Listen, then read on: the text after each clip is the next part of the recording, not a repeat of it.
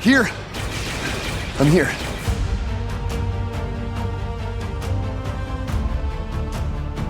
Execute Order 66.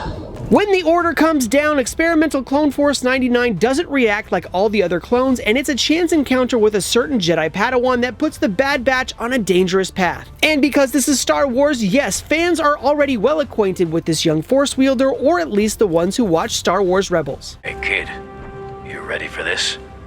We move fast. Good. That's the only way I know. This is Caleb Dume, the Padawan apprentice who will eventually take the name Kanan Jarrus. We were so excited to not only, get the opportunity to bring that character in, but to have Freddie voice him was so awesome. And when he was in the booth, there were tears on both sides of the booth. He just is such an intense performer, and it's such an awesome, tragic moment.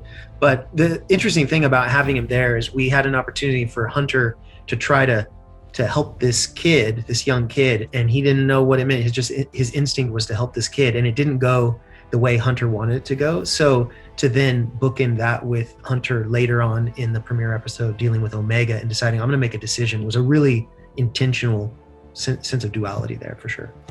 There's a few cameos in the very first episode, but it seems like this thing is totally just built to be chock full of this kind of thing.